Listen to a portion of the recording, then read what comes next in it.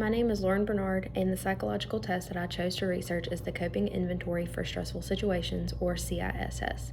It was created by Norman Endler and James Parker in 1999. CISS is a test that measures different types of coping skills, which include task-oriented, emotion-oriented, and avoidance coping. It also assesses avoidance patterns, which include distraction and social diversion.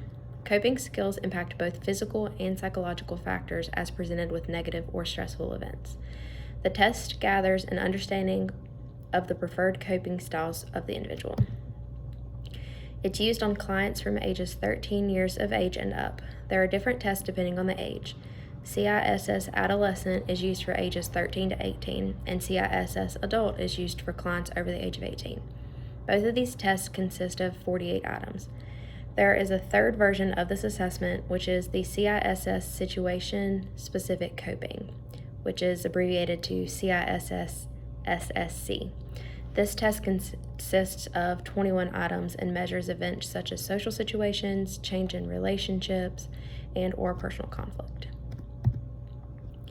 CISS is provided to clients via a pen and paper format and takes roughly 10 minutes to complete and is also scored by hand.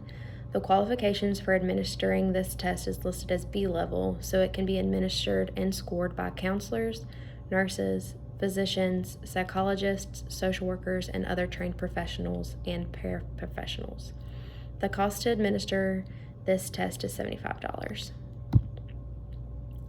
The normative data provided for the combined sample consists of 2,898 individuals of varying groups, including the general public, both adolescents and adults, college students, correctional populations, psychiatric inpatients, and varying other occupational groups. The reliability for the CISS shows that the alpha coefficients are consistently acceptable throughout the normative groups. It is noted that the alphas are lower in psychometric samples compared to the normal sample.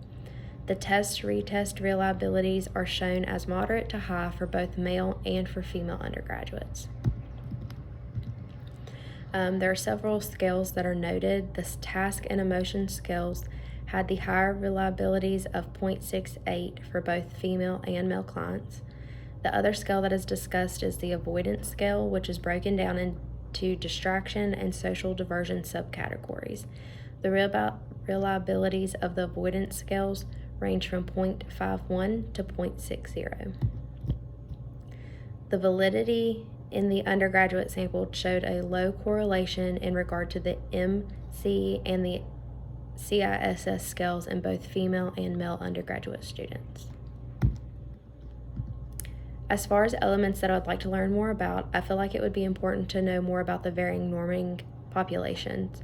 Would the reliability and or validity change if they were sampling a smaller population compared to a larger population? And does the reliability and or validity change when looking at populations of varying social class? So if they were taken all from a upper middle class versus a lower class, would the validity and reliability change at all? Based on the information I've gathered, I believe that this test is a highly efficient test to provide to clients. Thank you.